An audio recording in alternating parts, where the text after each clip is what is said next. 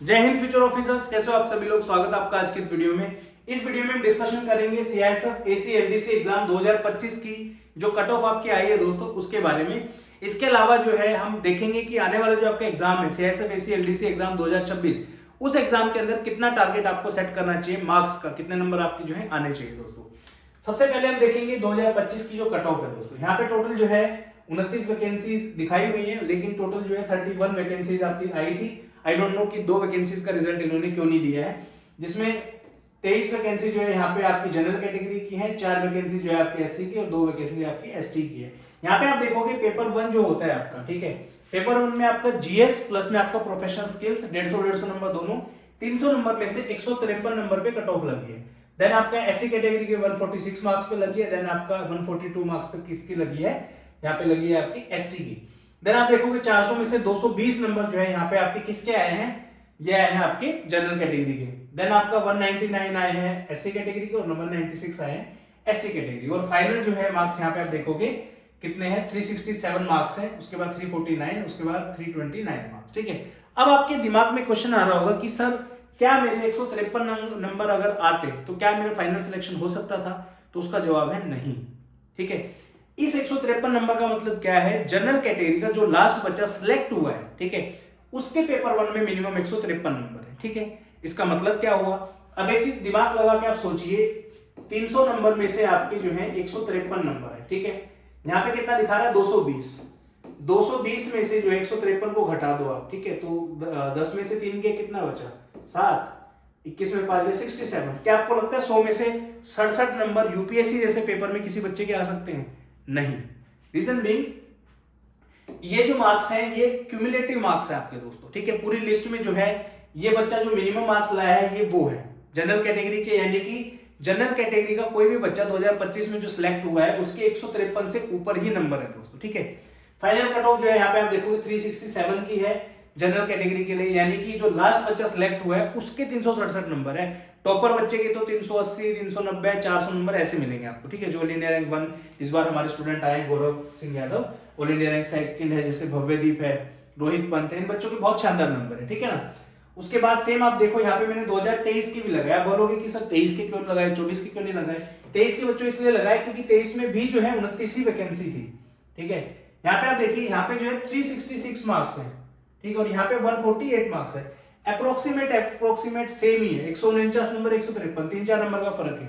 उसके बाद यहाँ पे आप देखोगे 213 नंबर, यहाँ पे 220 नंबर, और लास्ट में फाइनल सिलेक्ट किस पे हो रहा है, 366 पे हो रहा है, यहाँ पे 367 पे हो रहा है, यानी कि वैकेंसी जितनी है उसके हिसाब से अप्रोक्सीमेट नंबर पे ही बच्चे सिलेक्ट यहाँ पे हो रहे हैं, ठीक है। दूसरा सबसे बड़ा इंपैक्ट जो कट ऑफ पे पड़ता है वो पड़ता है दोस्तों आपका एग्जाम के लेवल का।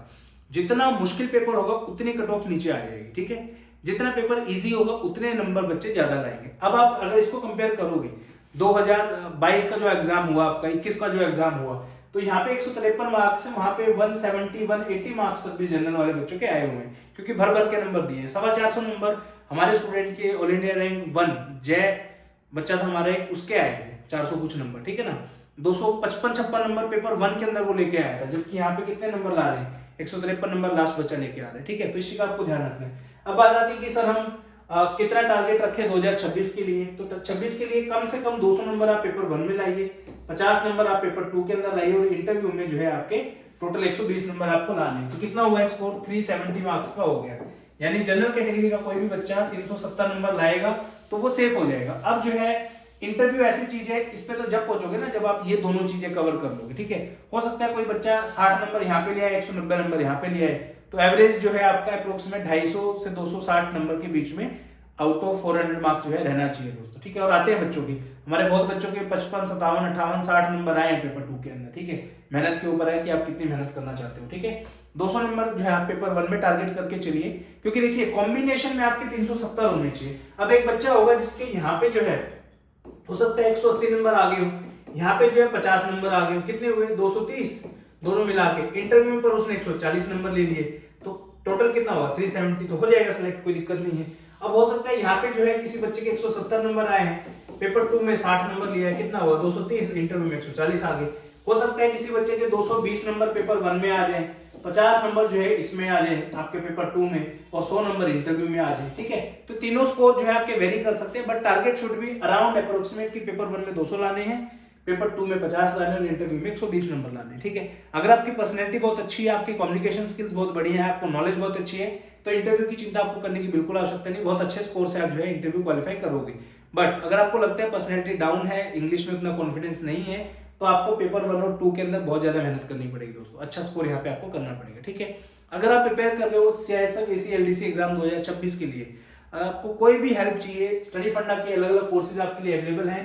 पेपर 1 और 2 की पीवाईक्यू बुक अवेलेबल है, पेपर 2 की लाइव क्लासेस चल रही है हमारी, अलॉन्ग विद टेस्ट सीरीज जनवरी में होने वाली है आपकी, क्रैश कोर्स जो है अवेलेबल है स्टडी फंडा ऐप पे, प्रोफेशनल स्किल्स के video lecture study material available है। तो कोई भी कोर्स आपको अगर ज्वाइन करना है, स्टडी फंडा ऐप खोलिए, वहां पे जाके जिन कोर्सेज को आप चेकआउट कर सकते हो, कोई भी कोर्स में अगर आप इंटरेस्टेड है तो आप वहां से जो है डायरेक्टली ज्वाइन कर सकते हो। Believe me, out of 29 student कम से कम 10 से 12 बच्चे स्टडी फंडा के ऐसे हैं जिनका रिजल्ट हमें पता है।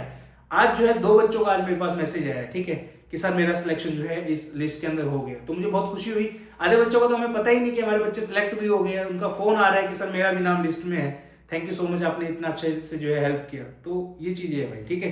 तो अच्छे से मेहनत करो, सेल्फ स्टडी से भी कर सकते हो, ऐसी बात नहीं है। जिन बच्चों का स्टडी फंडा से सिलेक्शन नहीं हुआ है, जो दूसरे बच्चे हैं, उन्होंने खुद से मेहनत करके की है। बट अगर आप कोचिंग ज्वाइन कर लेते हो, थोड़ा सा आपका एफर्ट बच जाता है, थोड़ा सा टाइम सेव हो जाता है, आपको सारी की सारी चीजें जैसे प्रोफेशनल स्किल्स है, अगर आपने ढंग से नहीं पढ़े हैं, इस कोर्स के अंदर सारी चीजें आपको अरेंज करके मिलेंगी। जो टाइम आप खुद से करने में लगाओगे उतने टाइम में तो आप जीएस के सब्जेक्ट भी जो है रिवाइज कर सकते हो, ठीक है। तो ये सब जो है चीजें हैं अवेलेबल, तो आप जाके इनका यूटिलाइज कर सकते हो अपनी प्रिपरेशन को बेहतर बनाने के लिए। तो इस वीडियो में इतना ही, मिलते हैं नेक्स्ट वीडियो में, तब तक के लिए बहुत बहुत धन्यवाद। हैव अ गुड डे, जय हिंद।